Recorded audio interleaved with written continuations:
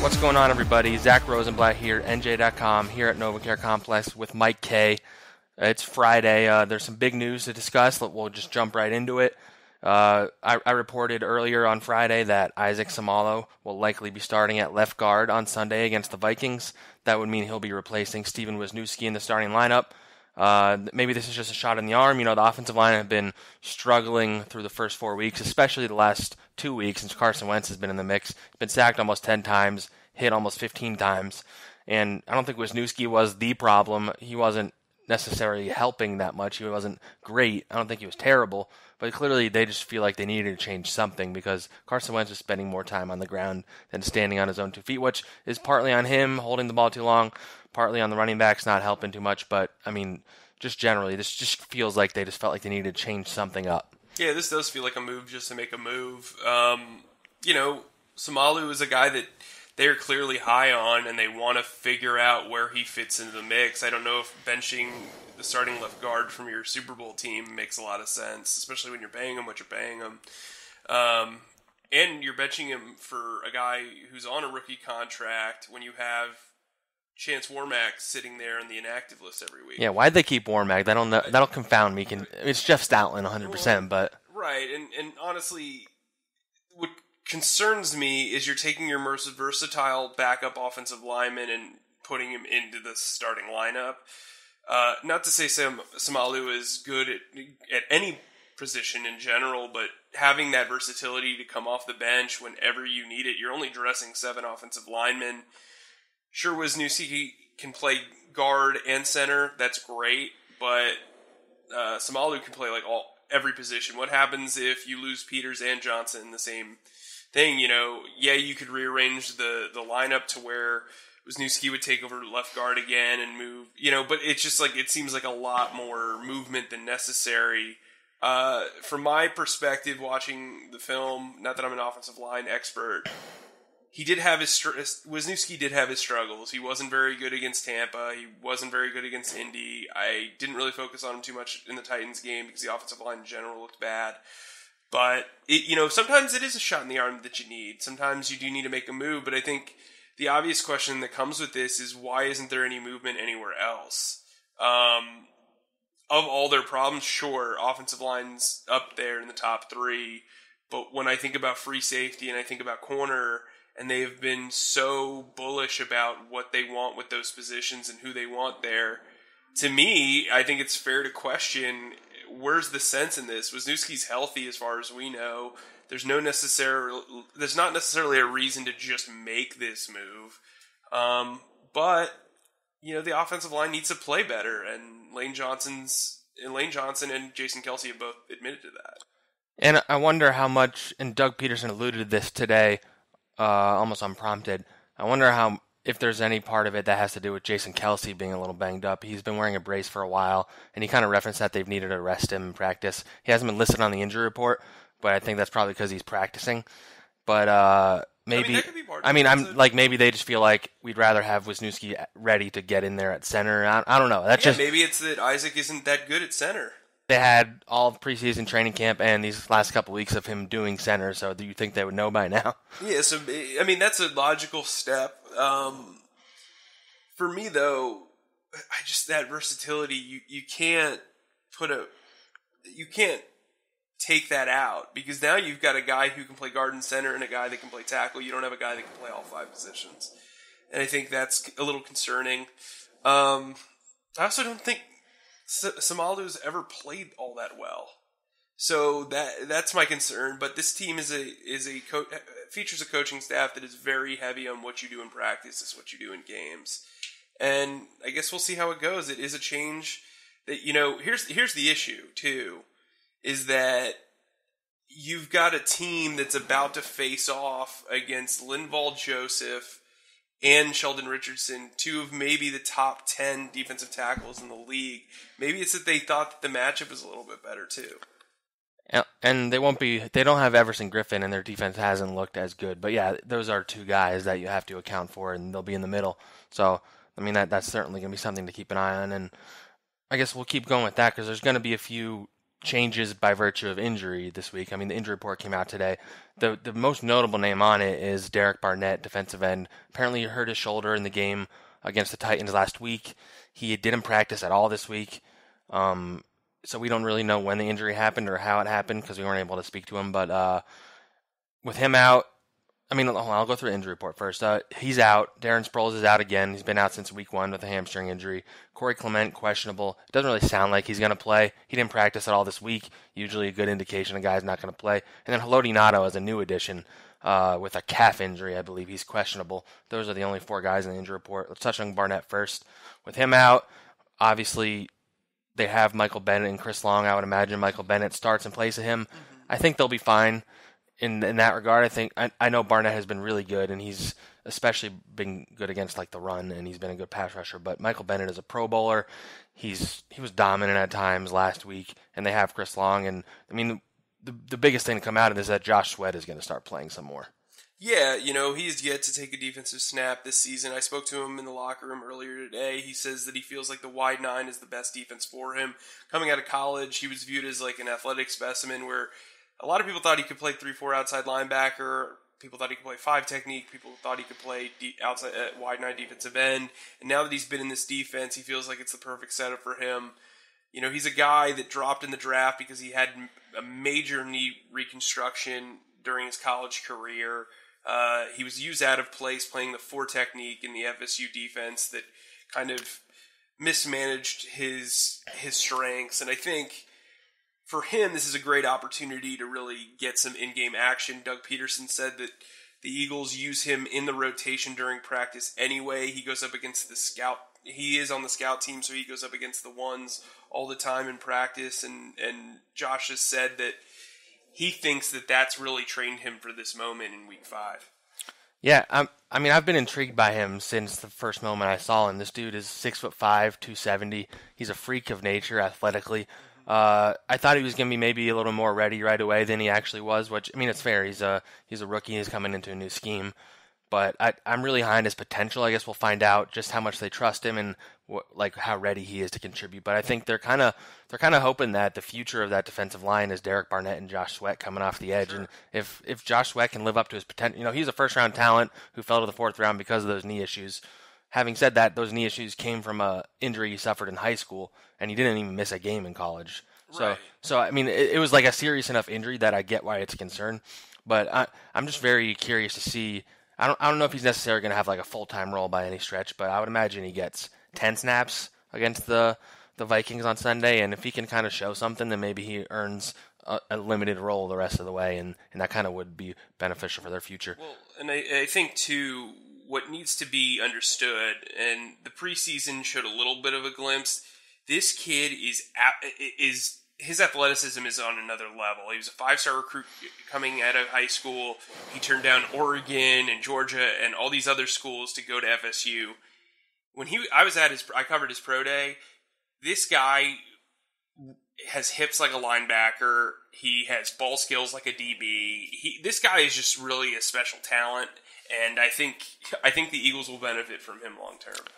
I think at this point everybody kind of knows what to expect out of the running back group if Clement and Sproles aren't playing. I don't think we need to hammer that point home anymore. I think that we've talked about that ad nauseum for the last 3 weeks, really. Yeah, but I think Haloti Nato being possibly out is a concern. I mean, we've talked about how he's been better than we expected him to be, but at the same time, he couldn't even play more than 25 to 30 snaps anyway. So if you remove him, all they have is Destiny Vallejo, who has shown pretty much nothing in the regular season. And he didn't really show much in the preseason either. He was just like a training camp guy. And they just called up Trayvon Hester from the practice squad. I think they're pretty high on him. He played actually quite a bit for the Raiders last year. Yeah. So he has experience. He has really good size. I don't really know much about him as a player. He might play a decent amount this game, and that's kind of a concern, especially considering he just joined the team like a week or two ago, just got called up. I wonder if not, he doesn't play, if they call Bruce Hector back up to the active roster, maybe. I don't know who they would cut. They have like so many injuries right now. Like it's really, you can't cut guys. Like you can't cut Josh Adams because you need him. So that's a concern, especially because they only have 3 defensive ends who have played snaps this season, and Michael Bennett helps that defensive tackle. Like you can't pull him over there to be the full-time defense. What do they do here? I don't even know how they handle this if Nana can't play. So they have 6 wide receivers. Yeah, that's probably the spot where you would cut someone. Gibson has value as a gunner. I don't know if you risk him to the waiver wire, but they're going to have to. You can't go into this game with 7 defensive linemen. They've got Hector on the bench. He's a guy who has played some snaps on defense, surprisingly so. And I don't know if you run with the young kids or what, but this defense is always 4 guys down on the line. You're not gonna. You can't. Sweat's too small to play inside, or too thin to play inside. I mean, you don't want to throw him in there as a project already. Yeah.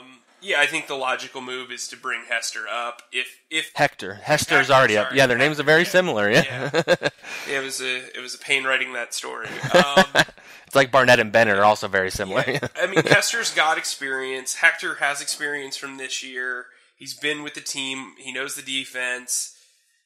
Do you risk Sheldon Gibson or DeAndre Carter again? But they kind of need him as a punt returner. Yeah. Need him as a punt returner. It's an interesting spot they're in because they also only have 3 safeties. Like they're just so decimated by injury right now. Like you can't even afford to. I mean, I don't think you risk. Maybe probably not. Leroy Reynolds. Yeah, he hasn't really played that. I mean, he plays special teams. Alexander, I feel like might be the guy. I don't know. Who knows? Because Alexander's been flagged a couple of times. I mean, they're in a weird spot. The bottom line is, you can't make the excuse of injuries. Everybody has injuries, but the Eagles have dealt with an exponentially high injury rate, and the fact that it seems to be located at specific positions, which is confounds it a little bit. When it rains, it pours, and I wrote about it today about the 10 injuries that have plagued the struggles of the Eagles early on. Adding Barnett to this, who I think's been their best defensive end by a mile this year, is not. Brandon Graham doesn't have a sack. Right. We talk about this, and I don't want to segue too much, but a lot of people made fun of the Vikings because Derek Barnett had that huge play that forced against the Vikings in the playoffs. Then he was the pick. He was the Sam Bradford pick, and so it's. I didn't think of that. Yeah. He's not going to get to play in the rematch, but so maybe the Vikings get a little bit of a smile on that one. But Barnett, to me, is one of the future pieces of this defense, and to have him out when he's playing so well, not to play the best game as an Eagle against the Titans. He had a sack in overtime. Yeah. Yeah. So look, not positive. Not a positive outlook, especially when you have guys like Adam Thielen and Stephon Diggs on the outside who are going up against Darby and Mills who haven't played very well, and now you're losing some of your best pressure.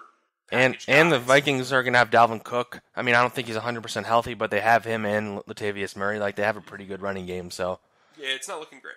Yeah, it's this. I don't know. Maybe this changes our predictions at the end of this episode. Who knows? Yeah, but let's start previewing this game. I mean, plot twist. What do you think is something that happens in this game that maybe people aren't expecting? I was thinking, and they haven't given any indication that this will happen, but I think Rasul Douglas plays a little bit at least, finally. I don't know if that means 5 snaps, but that's more than he's played. He didn't play a single defensive snap last week. I think he played 3 the week before that. I just think, especially with those receivers they have, they need all the help they can get in the secondary. Thielen and Diggs are really, really good. Kyle Rudolph's pretty good. Mm-hmm. They have Laquan Treadwell, who was a first-round pick 2 years ago, last year. So that's my plot twist. I think so. People are going to laugh at this. I think this is a big game for Joshua Perkins. Oh, interesting. See, that's what we like on this plot twist segment. Yeah, I think Joshua Perkins and Dallas Goedert. This is going to be a 13 personnel game. They want a mismatch. And guys. You love 13 personnel. They're going to want a mismatch. If you watch any of the Vikings games, you want a mismatch against Anthony Barr in coverage. You want a mismatch against Eric Kendricks because they're giving away big chunks of yardage in coverage. And then they've been using Nelson Aguilar outside or inside a lot, and they've been using Jordan Matthews outside. I think that switches in this game. Really? You have to test guys deep. Trey Waynes gets beat like a drum in coverage. Those corners have struggled. Yeah, Xavier Rhodes is going to be matched up. He'll be matched up with Alshon, yeah.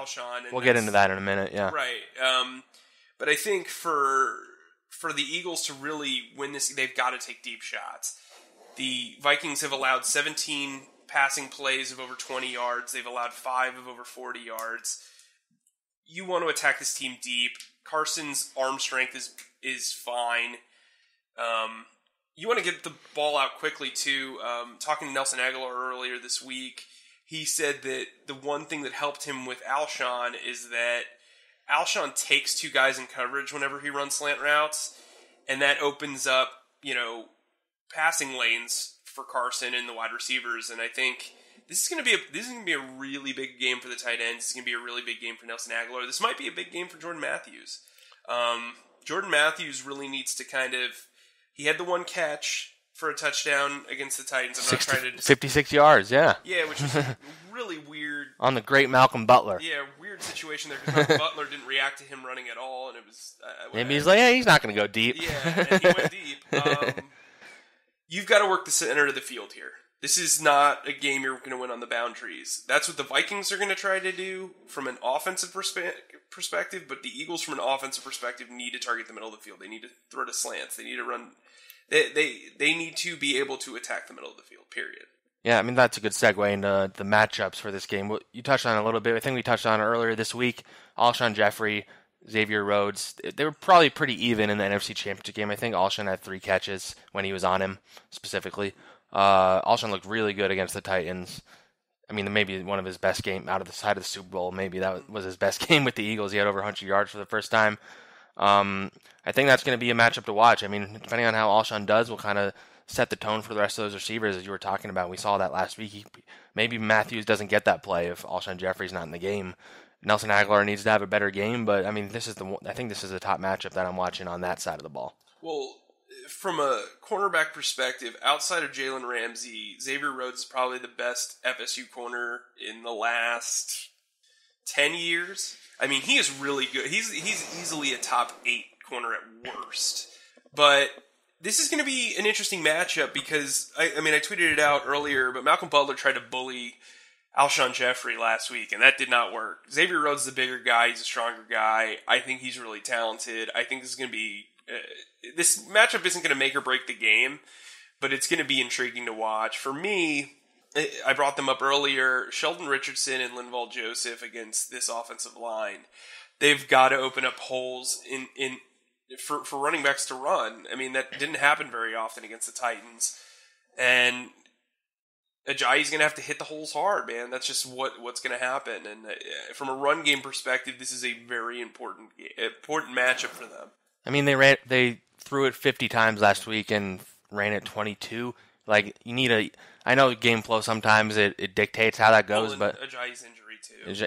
It's a factor. I imagine you see a heavy dose of Smallwood if Clement isn't playing. I think they got to run it a little more. I want to see Josh Adams. This is a good game for. Yeah, I thought it was interesting that he didn't get any touches last, or didn't even. He might have got a couple snaps. He got away from outside zone. Yeah, I mean they just weren't planning to run the ball really either, and he's not going to be a pass catcher for them. So, we kind of touched on this a little bit, but this is probably going to ultimately be what decides the game, at least defensively, and that's covering Adam Thielen and Stephon Diggs, which will be Ronald Darby and Jalen Mills, probably Sidney Jones too. Those dudes, I think there's only like 2 receiver pairs in the NFL that are ahead of them in terms of like receiving yards and touchdowns, and I don't know if there are many pairings that would take over these 2 guys. Like Adam Thielen has just become an absolute stud, which is kind of crazy because it's like later in his career, he's one of those like late bloomers. I think he's late 20s right now. I mean, I'm worried about that. I don't know who's going to line up against who, but... He's got more first downs than the entire Eagles wide receiver group. It's insane. He catches everything they throw to him. He has a pretty good... I mean, Kirk Cousins is inconsistent, say what you will about him, but he can get him the ball. I think it's a bad game for Kirk Cousins. I think it's a really bad matchup because Kirk Cousins is a guy that needs a lot going well for him in order to perform well. I mean, the Eagles missing half their defense is pretty good for him. Yeah, sure, but... Fletcher Cox being up in his face. I'm pretty high on Mike Bennett and Chris Long right now. I don't think that the running game for the Vikings is going to work. I mean, nobody's ran on the Eagles this season. Right. That's what I'm saying. So if the running game's not working and Kirk has to pass from the pocket the entire game, I think that's going to be an issue for them. I also think that the Eagles can go score for score with the Vikings relatively easy. That said, You want to talk about Stephon Diggs? I think Stephon's a little inconsistent. Thielen to me is the X factor here. Another guy to watch out for is Aldrick Robinson, who he played with. He's been pretty good this season, yeah. Had a key role against the Rams. Sidney Jones, whether he plays outside or inside, is going to have a major impact on this game. Either in a positive or negative way, yeah. I'm concerned about Avonte Maddox because Kirk is very good with play fakes. He's a very good play fake quarterback, and I'm hoping that Maddox and Graham play a little bit more sound football than they did last week. Corey Graham made some just head-scratching decisions against the Titans. I kind of wonder if Avonte Maddox even starts the game out at safety and they just let Graham play his role that he was before that. I think that's a possibility at least. I wouldn't do that in this game just because of how well who they're playing against. Yeah. And maybe that's a Giants thing. Maybe you think like, hey, you know what? You're going to do this against the Giants. Let's give you one more game to kind of settle in. This isn't a great matchup for the Eagles, but I don't think Kirk Cousins is going to be the guy that runs Rickshot through this team. I don't think he'll be the determining factor. I think the determining factor will be if the Vikings can run on the Eagles, this is going to be a problem. And I think Mills bounces back in a way. I think Darby's going to be a playmaker in this game because they're gonna target them a lot. And so it comes down to, can they handle the challenge? Can they limit the big gains? So you just touched on what was going to be my, in quotes, hot take this week, and so you probably feel the same way as me. I was going to say I think the Eagles are going to be just fine with Jalen Mills at cornerback for the rest of the season. I know he struggled, and I just think they're going to stick with him, and I think he's better than he has played in these last couple weeks. I agree. I've always fallen somewhere in between the middle of the criticism. I'm going to bring up my brother-in-law's brother, Paul, again. Constantly thinks he sucks when there's games where he plays really Paul is just Eagles fans. Yeah, he is. But Paul speaks for all of you. Classic Paul. I think Jalen Mills is a guy. What I like about Jalen Mills is he forgets a bad play after the bad play is done. That means a lot as a corner. And as often as he is beat, it's pretty impressive. He's really good in run support. He's part of the reason why they are so good against the run, in my opinion. That said, he will be one of the starting three no matter what. Even if they move him to nickel, he's going to still have a major role. You might as well keep him outside because Sidney Jones is playing so well inside. Darby's the guy I have long-term concerns about. I'm starting to turn on him a little. I was going to say, it's kind of, you were pretty high on him, but it's interesting that I think it's because there's already an inherent, disregard for Jalen Mills that he's kind of distracted everybody from the fact that Darby, since week one, has struggled, if not as much as Mills, then a little bit less than him. Yeah, if not worse. So, my hot take here is Jalen Mills is going to get a pick six. Oh, okay. You took this a step further. Okay. Yeah, I think Jalen Mills is going to make a massive play in this game. Because that's always how it was. He was getting a lot of flack heading into that 49ers game last year, and then he had the pick six. Kirk Cousins is going to throw at least 2 interceptions in this game. At least 2. Interesting. See, I don't see that. I think Mills is going to be fine. I think he might get burned again. Oh, sure, he could get burned, but I'm just saying I think he makes a pick. We'll come out of this game, the Eagles fans will still dislike him. I don't see a pick six happening, but you got to jump on that horse. You got to stick to it. Look, we've lived through this with Brandon Graham, and look where he is. Yeah. Though he was a first-round pick, and Mills was a seventh-round pick, which I feel like people forget. Yeah. People forget. Yeah. You put him in the starting position. Doug Peterson today said that he thought he was the best guy for the job. Everybody's been steadfast in their belief in him. That's universal in this. There's got to be a reason for that. They're not just doing that. Right, and I think he is really good. I think what they like is when he's in the red zone, he has the strength and the feistiness to throw guys off their routes and do that stuff. Because you've constantly seen him do that in the red zone. Think about it. When he was up against Julio Jones, you had to think about, Jalen Mills is handsy. He's going to push it out.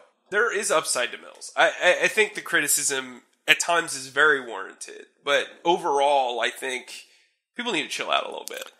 He's better than Ellis Hobbs. He's better than Nnamdi. There's no question he's better than Nnamdi.